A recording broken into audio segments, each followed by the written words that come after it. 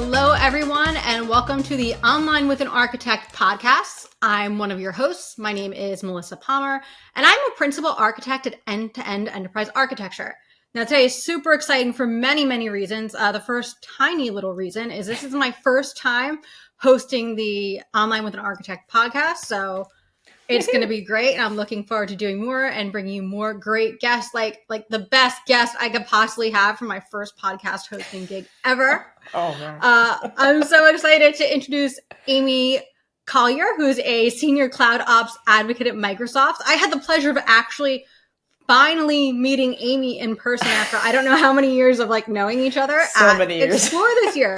Yes. How are you, Amy? I'm great. I know. It's like I've known you forever. Probably 10 years. But... Probably, yeah. No, literally, I think it has been 10 years and we had never properly met in person. Exactly. Yeah. I used to be big in the VMware space, and that's, definitely crossed paths with you on Twitter and worked with a lot of other companies like VM Turbo or Turbonomic, and then Rubrik, helping out in the VMware community. So it's always been fun, and following your adventures. So, Amy, why don't you tell us a little bit more about yourself? You mentioned you've done a lot of VMware stuff, but now you're at Microsoft as a senior cloud ops advocate, and we're crossing paths for a very interesting reason, which I won't reveal quite yet. I don't want to steal your thunder. So please, Amy, tell us more about yourself and how you got where you are. Well, I always, I was at the customer side, and we started using Azure, and I really liked it. And I tried other clouds, and just Azure seemed to make sense. And especially from a Windows perspective, if that's a lot of your workloads, even though I think the majority of workloads on Azure are Linux. But then a long time ago, I was in pre-sales for that. But then this opportunity came along to talk about Azure VMware Solution, which to me, I'm best of both worlds. Hello. I love VMware. I love Azure. Let me talk about it. So it's been a year and a half in this role, and the actual product has grown tremendously. It's awesome. So it's really fun to just talk about and talk to customers about and talk to people about. So there's always something to talk about. But I'm just happy to do both. And that's kind of how we started talking again, right? Because I have a very similar story. Very heavy VMware background. And actually, I, until recently, has basically been I hate the cloud. I'm not a fan. I don't like it. And we do a lot of VMware cloud solutions end-to-end, especially Azure VMware Solution. Nice. So it's kind of funny how that worked out. So I also worked for NetApp at one point. And one day, I was just messing around with AVS. And I'm looking around wait. I can connect NetApp storage to this thing. Yeah. It's literally everything I've loved my whole career. And I have it back, and I can pretend I like the cloud now. The cloud. I love the cloud, especially VMware Cloud Solutions. But for me, it was just kind of that full circle. I'm oh. Yeah. Well, this is pretty cool. Yeah, for sure. Yeah, Azure NetApp Files is cool. Now there's Pure Block storage. There's something called Lightbits. They use NVMe storage. There's a lot of different storage options because, as we know, a lot of different workloads have different storage requirements. Right. And you usually run out of storage before you need a new host. So that's the biggest thing. Isn't that the truth? Storage, I feel like in the early days of VMware, it was we were flipping back and forth between CPU and memory. Right. Oh, I don't have enough CPU. Oh, I don't have enough memory. But once that technology evolved so much and we weren't going back and forth anymore, it was more now storage is the bottleneck. I just always need more storage. Because there's so much power. That means I can run so many more VMs, and I got to store them someplace. Right. Yeah, I don't miss the days of, I need a 32 CPU VM, 64 gigs of RAM. No, I don't think you don't need that. Prove to me you need it first. Right. I don't know about that. So hopefully most of those days are gone for most people. But running it in the cloud is pretty cool. And then you don't have to patch. You don't have to worry about a host failure. It's, Microsoft handles it for you. So I'd rather not get paged at 2 or called. I don't know. I still have nightmares of paging at 2 a.m. So. I had this curse. I worked for a really big, it was a pharmaceutical company. And at the time we were one of the top five 5 biggest VMware deployments in the world. Oh, wow. I had and this was actually before I worked at NetApp. I had like the storage curse. And oh, no. when I was on call, without fail, there was something with storage, either like a LUN running out of space, something like it was like always a storage issue when I was on call. I was like, really? Again? Like, seriously? That's too fun. I know the environments that you can bounce to, it's crazy. Because I was at a pharmaceutical company. I think at one point we were all on an outage call during the day, and it was like there was another one, and like there's no one else to jump on. Like stuff's breaking. Like, sorry. Right. We're all here on this outage call. We can't go join the other one. Like, right. All right. So for those people who have maybe not used Azure VMware Solution before, can you give us just like a quick overview of what it is and why, if I am happily running my VMware workloads in my data center, why would I actually want to look at AVS? That's a good question. It's pretty much a first-party solution, verified by VMware. And it's pretty much, the same stack you're running on-prem, your vCenter, ESXi host, vSAN, but it's hosted in Azure, bare metal nodes. Right now it's Dell. We do have a new node coming out that's going to be fleet hardware. So it's going to give us way more capacity in regions and then eliminate the complexity of the networking right now. So, but essentially it's VMware in Azure, but you don't have that root access to the host. You get a cloud admin account for vCenter, but then you have access to all the services through Azure, Azure Backup or Azure Monitor, just Azure SQL, like they're just anything in Azure now you can start running because you're along that fast backbone in Azure. And then the same, you can still use your third-party services. You can still use SRM. You can, still use, ARIA now. Because I'm like, we realize trying to keep up with the naming, right? Yeah, we all like to change names. So it's really VMware and Azure, to break it down. And you just connect to it through either VPN or ExpressRoute right now. And yeah, it's pretty cool. And then now we have those storage solutions like Azure NetApp files and the pure cloud block storage to enhance it, and backups like Jetstream, Zerto, Veeam. There's a ton. And yeah, we're always updating and expanding the possibilities with it because it's really growing in popularity. Because maybe as far as now, why do you migrate? Okay, well, maybe you're running out of data center space. Maybe you have old hosts. Maybe you need a DR site. You could use Azure's DR or vice versa and point it to your on-premises data center. Some people use it to burst into the cloud. What else? Or even just, it could be a first step migration into Azure. So maybe it's not a final step. Like you go into AVS, you start getting familiar with Azure, and then maybe you refactor some of your SQL machines, and or you start replatforming stuff. So it's just really depending on the use cases, really. But for the most part, I've seen it like as a first step scenario, or hey, we just want to get out of this data center into the cloud. We need to get out. Our lease is up. Right. We're out of hardware. Something happened. Zombies came in data. We need to get out of the data center yesterday. Exactly. And who really wants to run a data center? I don't know. I never thought it was very exciting. Racking and stacking is fun, but eventually it's fun. Yeah. For a while. And then it's like, I've done this a lot of times. Right. Like, I really need to keep doing this. I have a funny story about that. Oh, yeah? We had the pharmaceutical company. This was at the pharmaceutical company. I want to say this was not the production environment. This was our lab.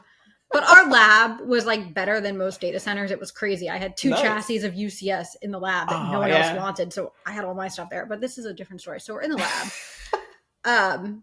And I had to change a blade, and it was the double height blade. Oh, yeah. And my boss was with me, and he's like, "It's really heavy. Be careful." I'm like, yeah. I pull it out, right? And it was in like the bottom rack, so it wasn't that far drop. I just pull it out and clunk right on the floor. I'm like, oh, you weren't heavy. Kidding when you said that was really heavy.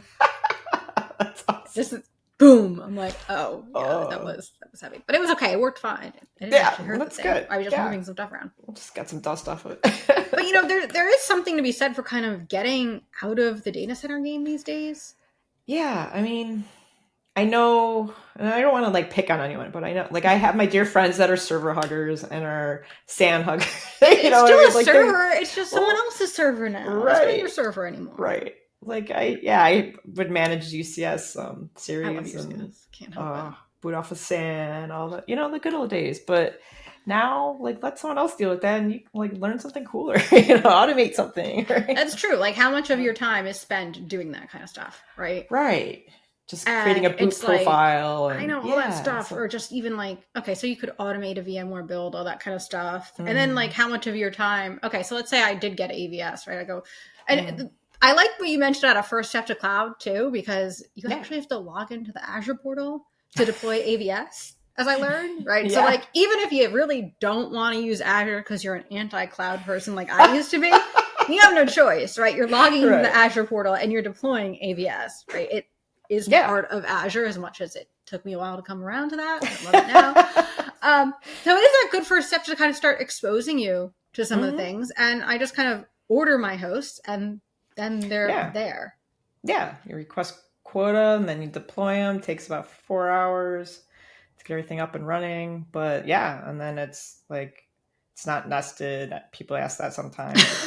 Like Azure hosting VMware, No. Hyper-V. That would be really funny if. Yeah, I don't want to imply that's even true. I don't want to go down that path, but that would be like funny. Really funny.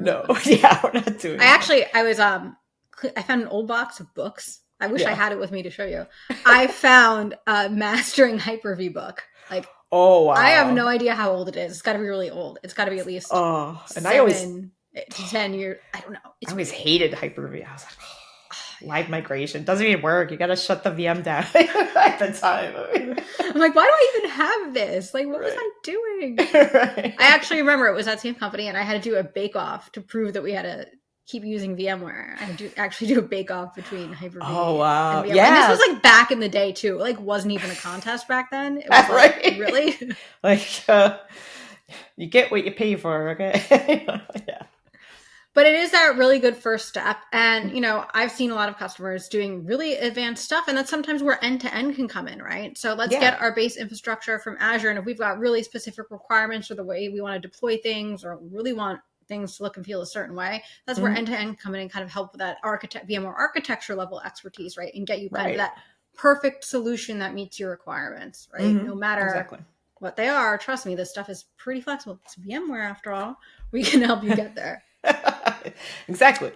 So if you're familiar with VMware, then and you don't want to touch Azure, you can make someone else do it and just log into vCenter, log into NSXT. You could pretend it isn't even in Azure if you want. Right. That's one of the reasons why I love AVS and the VMware Cloud Solution so much, right? It's VMware at the end of the day, right? So the operational learning curve is not that high. I mean, there really isn't one. Like Amy just said, here, if you just want to like log into vCenter and do your normal stuff, that's fine. You don't ever even have to touch the Azure piece. We can have someone else do it. If you are a VMware admin that only wants to do VMware, we can make that happen for you. Right. All right. So I have a hypothetical question for you, since we're talking a lot about operational fun and changing stories. What would happen if one of my AVS hosts fails? Like, what happens? Well, on the back end, we monitor it. So we would evacuate the host and migrate the VMs to a healthy host, and then remove it from your cluster, add the other one to your cluster. So potentially no outage. Yeah, I mean, I get an email all the time like, your host is fixed. I'm like, oh, cool. Oh, thanks. I didn't even realize it. Right. Nothing happened. So best case scenario, no downtime. But if like an HA event, like where it has to reboot on the new host, that might happen. And some like catastrophic failure, but no, like it would be like a vMotion, and then get the host that's having issues out, and then I don't have to rack and stack it and drop it on the floor. No. I don't have to worry about power and cooling or any of that stuff, because it's in someone else's data center now. Right. Don't have to worry if a host fails. It seems kind of like a no-brainer almost. Yeah. And I don't have to worry about any of that stuff. they actually did a study. VMware published it. Like you get like a big return on investment eventually. Like people are like, oh, it's gonna be more expensive, but in the end, there's a huge ROI on it with the savings you are, and especially if you're doing like reserved instances on the host, like you're gonna be running like 6 nodes, then you might as well save. You can purchase cheaper pricing by locking it in for 3 years. So stuff like that. So there's ways to optimize everything. Optimize your VMs for the host and save money. And down the road, you're actually saving on cost and not worrying about server depreciation and all that fun. It's not my server anymore. I'm just right, it's not my server. Technically my server. So yeah. Well, it kind of comes into play with that kind of data center evacuation use case, right? If I know my workloads and I know the consumption, which I do because they've been running on-prem for so long. Yeah. You made a good point. I can just go purchase my capacity, migrate everything over, and then I'm pretty much off my old hardware. I'm out of my data center. I have seen, even beyond just AVS, cloud in general, I've seen a lot of people just like get out. Yeah. And close their data centers. Go all in, which I don't think it's very common, but yeah, I've seen it. But I think hybrid's definitely going to be away for a while. Yeah, I think so too. I don't see anybody. Well, I have seen people go yeah. deep end. Yeah. And then, a kind of a bit of a segue, right? I've seen people go off the deep end of cloud. I literally once had someone tell me, we have to be off. We have to be out of our data centers and in the cloud by the end of the year because the CTO doesn't get their bonus if we're not. Oh, that's like, a good I had reason someone tell me that. He was like, it has to be done or they're not going to get their bonus. And I'm like, and they told you this? Like, our business case for closing our data center is I do not get my bonus. So all you people need to work a ton of hours. Do we get bonuses? But here's the problem I see with a lot of that kind of stuff. And this is probably where some of my cloud agita comes from. Yeah. Because people went so fast, they never properly kind of designed and architected their cloud environment. They just lifted and shifted. Garbage in, garbage out. Garbage on-prem, garbage in the cloud. And then they're like, I hate the cloud. Well, yeah, you moved your crap from here. Can you blame them, right? Like it still runs like dirt, right? If it runs bad here, it's going to run bad there. Yeah. And because a lot of times there was so much of a rush or whatever, people didn't take the time to plan everything out, which means that people have closed their data centers and been like, nothing works right. What do I do? Well, ideally before you had migrated, baby stuff. But this is kind of almost like a really good middle ground too, right? So let's say I have messed up a cloud deployment to some extent, right? And I need to fix stuff. I need to just like go back to basics, maybe throw out some VMs, get going.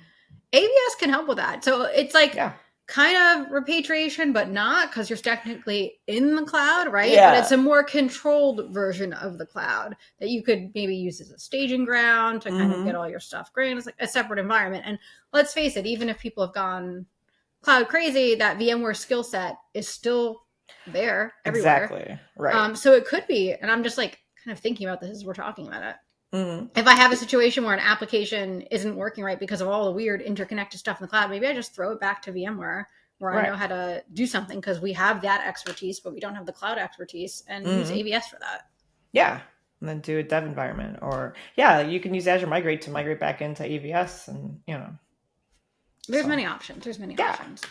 So data center evacuation, a lot of people decide it's time to get out of the data center game for whatever reason. Hopefully there's a better business reason besides our CTO doesn't get the bonus if we don't get out. And I feel bad for them. They're like, we don't have any time. This is terrible. I'm like, I would have made something up at least. I had something happen like that. Like it was not to the cloud, but it was like the company was acquired and they like picked this arbitrary date to close the data center. I love and that. Everybody had to go crazy to meet this arbitrary data center.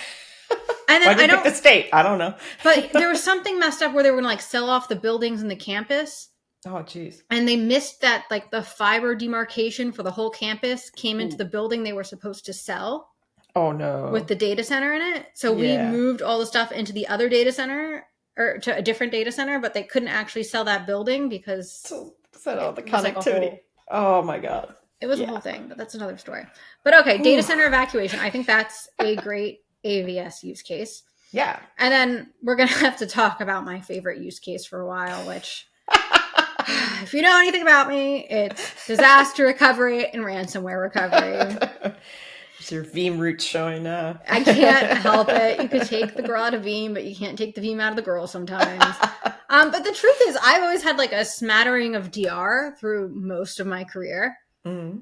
And ransomware has really like changed the game, made it like a lot worse. Yes. Like a lot worse. Yeah. I had someone tell me if we're talking about horror stories. Oh, wait. We're not going to talk about disaster recovery today. We're going to talk about cyber recovery because we're going to treat a ransomware attack different than a disaster. Yeah. And for cyber recovery, we're just going to recover everything in place. Mm-hmm. And I said, that's really nice. I said, but what if your VMware environment was ransomware? And they're like, what do you mean? And then they're like, does that mean our Linux servers can get ransomware too? I'm like, separate things. VMware's not Linux, but yes, actually your Linux servers could be ransomware too. And I thought ransomware was just for Windows. And I'm like, oh man, surprise, it's everywhere. Right. But here's the thing with something like that. You never know how things are going to unfold. You never know what's going to happen. Right. I have always loved the idea of kind of having a rescue cluster in like AVS or something like that. Sure. I have everything I need to get up and running. Mm-hmm. And the magic of AVS means if a disaster does happen, maybe I just keep enough capacity to run those like tier 0 applications, right? Right. I have that capacity ready and waiting. And then once I start recovering those, I can scale out my AVS cluster, get more capacity so I can continue my recovery. Right. Yeah. And we have so much security in place. I mean, that was my other argument with people against going to the cloud. Like, do you really think your I'm sorry, your data center guy, like, I know he's jacked and he's got all the secure things. You're not going to have the physical layers we have. You're not going to have these people watching in Knox, like, watching your environment like Microsoft or any other cloud company, true. Really. Can I go visit my AVS hosts? Like, if I want to visit them? Some people visit I never got a data center walkthrough. I was jealous because there was one in Chicago. At some point. We might have to figure out how to make this happen. We need to go visit AVS. Like, we're going to go visit. See it. Give it a nice big hug. So yeah, just the security there in general. And now we have the TPM, so you can run Windows 11, secure boot, trusted launch machines. And then I forget what's called, but it's so your VM through the ESXi kernel can infect the other one. So that's pretty compelling right there, just for disaster recovery, ransomware recovery. And I like to say ransomware is a disaster, but there's still other stuff that happens out there, right? There's still stuff that happens to your data center, all that kind of stuff. So okay, let's talk DR because I love my DR. Do you see how are customers kind of handling DR within AVS, right? So are you seeing customers just have like one cluster in one AVS site, or are they deploying multiple clusters and multiple geos? Like, what do you kind of see? You can do that. Some people, well, especially for that like tier 0 app, they'll do the stretch cluster. So you have it in different availability zones. So if one zone goes down, it'll go to zone 2, and you have your witness VM in zone 3. As far as like DR, yeah, you can do AVS to AVS. You can do AVS to another cloud, AVS to on-prem. So it really depends. I think the biggest is people just backing up too. I know backup's not DR. I'll just preface that. Just like snapshots aren't backups. I had that conversation yesterday with someone, like, backup and a snapshot are like not the same thing, right? Like, so you got to practice and spin it up, and yeah. Yeah, I worked at a place where we actually had to do that every quarter. It sucked because every Saturday, make sure everything comes online. Nothing would come online, and then it failed.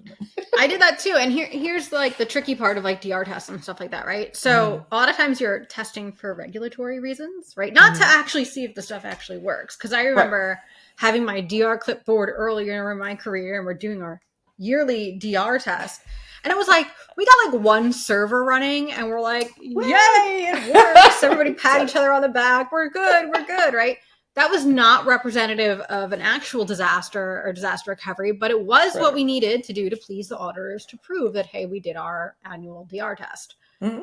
And, DR testing is one of the things that can be like cumbersome, get everybody online once a year, blah, blah, blah, that kind of stuff. Yeah. And that's where so many Azure native tools and third-party tools can come into play and actually do that stuff for you, right? Like no more of this, like everybody on hands once a year for DR.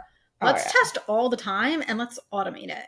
So, well, yeah. And that's why I even love just the Azure Migrate tool in general, because it'll do all that dependency mapping before you migrate. So I remember back in the day, we used Veeam to do this too. We were migrating data centers. They were different VMware environments. So we'd use Veeam to seed it. And then the final failover, we'd bring everything online. It'd be like 2 a.m., do the final failover, see if it worked, because no one documented what port was talking to what server. So we would troubleshoot at 2 a.m. So this, at least, you see your dependency mappings. You're not going to like migrate your database up into Azure and then you have your, your app server on-prem and it's going to run crappy. So you can create mobility groups to migrate at the same time, stuff like that. So that's nice. So yeah, there's a lot of tools to make sure no server gets left behind. You have it all mapped out. You planned out. We have now a well-architected framework for it. It kind of like baby steps you through it. And are you going to use firewalls? Well, why not? What's your DR strategy? Do you have one? Right. Let's start with that. Can you spell it? Yeah. So, and another reason that maybe I had a little cloud distaste is, people think the cloud is magic, right? Because I've got this magic server. And the important part to remember is like it's a shared responsibility model. Like it's not complete magic. It's like infrastructure magic maybe, but you're still responsible for your data. So the amount of people that would go into a cloud and not be backing up their data would be astounding. Because the cloud backs up my data for me, doesn't it? I'm like, no, not really. And then you can say, well, okay, I could make the use case or make the case that I don't need a DR plan, because like how often does the cloud go down? The cloud's not going to go down. It never. Happened, it's like any other data. Weird things. DNS. Happen, right? It's weird things can happen. The cloud can go down, but beyond that, right? The misnomer of I don't need to do anything with my data kind of gets blown out of the water with ransomware. Right? Yeah. Because let's say ransomware does get in my cloud environment. You better have backups of that stuff to recover to after you've been ransomwared. Yeah. If you don't, you're going to have a very bad time. Yeah, just like on-prem. Yeah, treat it's the same thing. And people forget that. And they say, I don't need DR in the cloud. I don't need anything like that. And the I said, well, yeah, you do, because we've got the whole threat of ransomware. Like maybe I can buy like my whole AVS environment won't go down. Like I could probably like get behind that. Yeah. But you can't tell me that something won't happen to your data in your AVS environment. It won't get encrypted. Right. It won't, like someone just won't mess something up, right? Someone won't accidentally delete a VM. Like that stuff happens. I read the VM name wrong when I was decommissioning and I deleted the good ones. Prod. Yeah. My buddy did that. We had to restore from backup. I mean, I've done my full pause. Right? I thought a host was done patching and I rebooted it. So all the VMs were not happening. I did that. I did that, something similar once, but like it was okay because I was bringing up 2 clusters at the same time, one in each location, and I had to do it was pharma, right? So it was regulated, so I had to do all this testing to prove whatever. So you have to like go through rolling reboot everything, and I'm like doing the reboots, and I'm like nothing's happening. Oh no! I was rebooting the other site, but nothing was on it yet because I was doing them like both, right? They were both new coming up, and I'm like, I should be seeing this stuff going down. Like, what's going on? I rebooted. Because the site prefix was different. Like, that was it. It was the same server numbers and everything. It was just like the site prefix. I'm like, oh, man. Yeah. You always got to be careful. Site. It happens, right? We got to protect against human error and things like that as well. And that's what a lot of people miss, even in the cloud. Like, we're still humans. We're still operators. Yeah. There's still a network engineer up there. Yeah. It's still developed by humans, Yeah, so it's someone else's computer, like you said. I almost want to make an AI joke, but I'm not. Oh no! I know everything's all AI, and I'm like, not gonna do it. I love it, but at least for my my infrastructure people, we're still dealing with Windows 2000. We're still migrating. Like AI, cool, but. Well, that's the thing. AI is a hot new trend, but we've got a lot of stuff we still need to clean up. Okay, so this is going to show how unknowledgeable I am about Microsoft. What's the next version of Windows that will not be supported on-prem anymore, but you can still get more time out of it in Azure? Is it 2012? Is that the next one? Oh, yeah, 2012 and SQL 2012. Yeah, Yeah. you get extended security updates. So either Which within is, Azure or within AVS for free. that's Otherwise, you can kind of use, important. yeah. Well, you can use Azure Arc, which installs a little agent on your on-prem VM, but then there's a cost associated. So you could still eke it out that way too. But then But there's okay, so we money. have all the stuff that we have to clean up, right? Mhm. We still have to do our due diligence. Yeah, Azure makes it a little bit easier because it'll buy us a little more time to do I our due know. diligence if we But I move try to to there. make people promise, like, please promise me in 3 years we're not We're not extending it having this again. You know, conversation like, again come in on. 3 years. It's Promise me. 2012. You know, Promise it's me. That's 2023, 11, 11 years ago. Right. It's really old. But like there's kind of still this misnomer in some places of like, well, if it's not broken, I'm not going to fix it. Right. Well, then you're not going to get Still support or patch security. it. You need those security updates because so ransomware nerd here. For a long time, when you went and looked at all the studies on how does ransomware get into an environment, the number one thing was like phishing, right? Someone clicked an email, someone clicked a link. That switched sometime in the last year, I think, to now the number one is like vulnerabilities, right? So now people are getting into vulnerabilities, which means you got to patch your stuff. Which means you got to keep it. Please. Please. So if you need to move it to AVS, right. that is okay. It will work, look, feel, and smell exactly like it does right now on-prem. Yes. Everything will be completely the same, but you'll still get security updates. Yes. For free. Yes. Right. Yep. For free. With software assurance and all that. You know. All that really important stuff that we don't want to miss out on. Yeah, the marketing terms, you know. But yeah, please, either upgrade or migrate or something. Because, I mean, even at my old job at Medical Center, we had a whole timeline of when to migrate to 2019. I mean, that was years ago. So hopefully they're migrating to 2022 or something. So, like we would just check it off. Like it can be done. It can be done. It's just not fun, you know. But. All right. So what other reasons would we want to use AVS besides like everything? Like, I mean, why wouldn't you? It's best of both worlds. I told you. You get your Azure, you get your VMware. What I really think is cool is this new node coming, AV64. So it's 64 core. And the fact that it's going to be fleet hardware. So right now you have to do like an express route to connect. And I think that kind of might turn away some people because it's a little added complexity into connecting into the environment. But with this, you'll just be able to use a VNet to connect. So it's pretty cool. But it's starting out with brownfield. So if you have an existing AVS cluster, and then you can create a new one with the AV64. And it should be coming out like right about now. I think it's in the pricing calculator. Literally right now. Yeah, like now. But don't come after me if I'm wrong. You know, because people promise things and you're like, dude, you told me it was October and it's not. You know. So it should at least make the networking not as complex and convoluted. Like, why do I need ExpressRoute? Well, you need it to connect to your Azure environment or your AVS environment because you're connecting into this AVS kind of like pod. So it's not like native to Azure. But here the fleet hardware will be fleet hardware. So you just use a VNet. What else? I got like a little... I just did updates for somebody, so I should know right off the top of my head. The NetApp files, the block storage. Let's see. We have new regions coming, so up to 32 now. So definitely have your failover environments. We also have you can create a business case now for migrating if you need to prove to your boss. Oh, that's handy.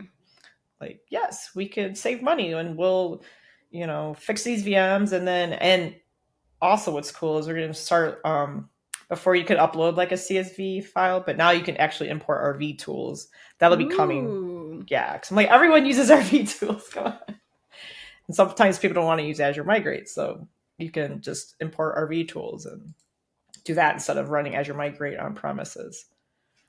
And then to your point, like there's customer managed keys to encrypt your vSAN, so you can even revoke access from Azure, and maintain your own keys. Just don't lose them. so we can't help you.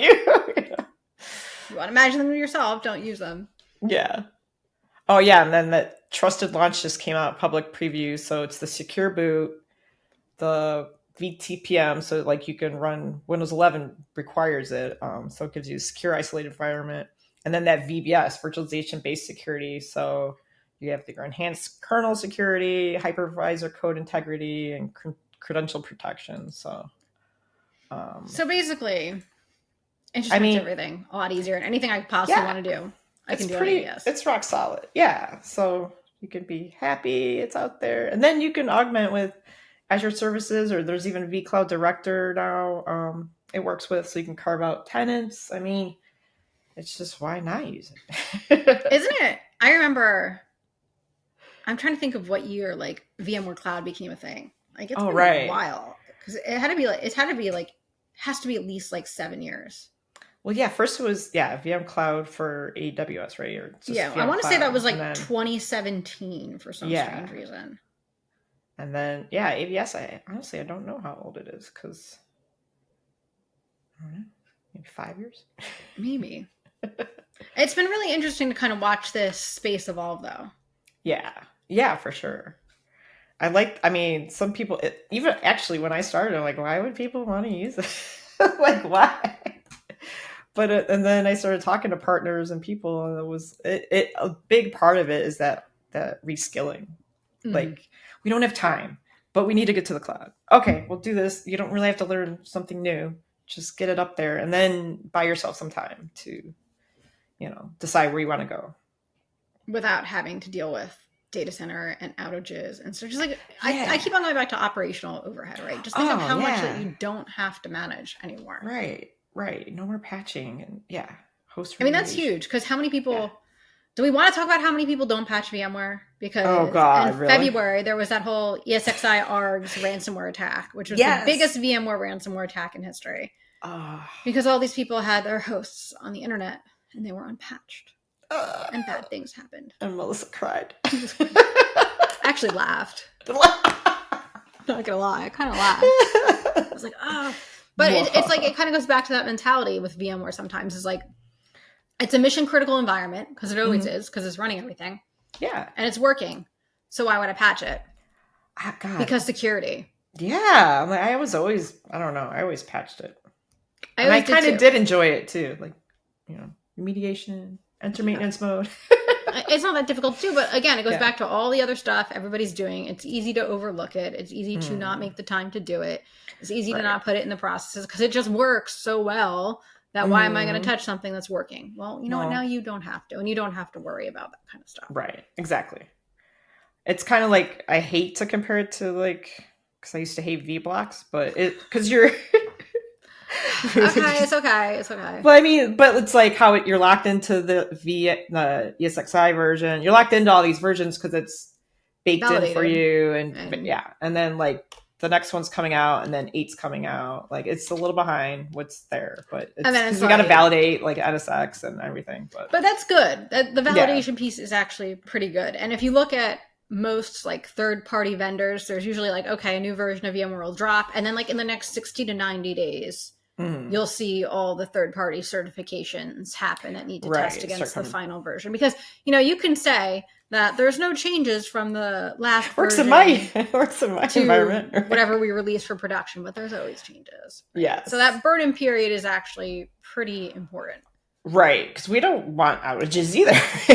We don't want you having problems. vSphere, what was it? 70U2 was the bad one? Was it 2 or 3? Was the bad 2? One? Oh, which one was the bad one? Well, one of them was the bad one. That got pulled, and it was not good. It was not good. It was not good. I know. We patched right away. No ransomware for you. Sorry, no ransomware. But again, we know that people can still get their VMs ransomware, but at least your VMware environment itself won't get ransomware. Yes. A tricky don't thing. Click on unsafe links. And don't click on links. Patch your VMs. Don't give anyone your password. I got an email from MGM today saying, Melissa, there was a recent cybersecurity event and your personal information might have been compromised. Yay. Thank you. Great. Yes, we all know about your ransomware attack, MGM. Thank you. Yes. Oh my God. I know. We were all just out there. Thank you. Thanks. A gift that keeps on giving. Right. All right, so let's sum this up. Sure. AVS is excellent for many use cases. Mm-hmm.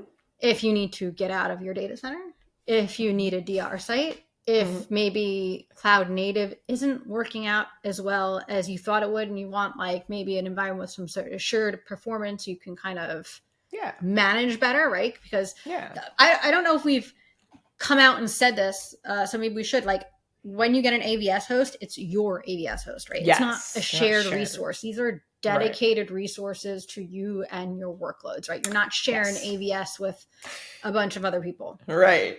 Where they start impacting you. No, it's not shared. If you impact yourself, that's a whole other story. Right.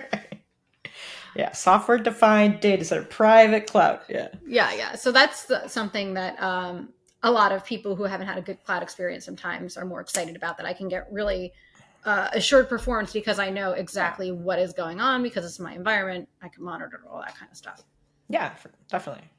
And again, you can still use VMware tools, or you can use Azure tools, or you can use both, whatever works best for you and your skill set, right? We're not going to make you pick. You can use whatever works for you. Exactly. 2012 and SQL 2012, you can put them in AVS to get a little extended. They're end of support October 10th, so yeah, you might want to move there real quick. What did Amy say? 4 hours, you could have an AVS environment up. Time's ticking. You should go do that. Yep. And we even have landing zones that accelerate deployment for you, and they could put in basic monitoring. So it's all out there on GitHub and everything. And our documentation has gotten a lot better. So you can deploy 3-node clusters, say monitor the basics, send the syslogs to log analytics from vCenter. Bam, boom. At least you got the basics up and running. And then you can go from there and get more robust. So really the question Amy and I would like to ask you is, why will you not use AVS? Right. To hurt my feelings. You're going to hurt our feelings if you don't use it. We used to hate the cloud, but now we don't. I know. But I've always loved VMware. I've had great experience with the people, the community, and the product. And it's always been awesome. And I loved playing with Orchestrator too, to automate. So and then Azure is a cloud I've always loved, so it's the best of both worlds. There you go. Best of both worlds for your cloud and VMware experience. Yeah. Don't bother dropping servers on the floor or dealing with server outages or any kind of outage anymore, really. Right. I know. I don't think we ever had the double height. We only had the B series, so they were light enough to, but the lids would get stuck. You're trying to expand upgrade the RAM. Well, Amy, thank you so much for joining me today. And I'm hoping that maybe we can do this again sometime, right? That'd be great. Come back on, talk about what new hot features are coming to AVS and Azure, right? And keep us up to date on all the great evolutions in this very exciting space. For sure. Thanks for having me, Melissa. My pleasure. And on behalf of the Online with an Architect podcast, thank you so much for listening today.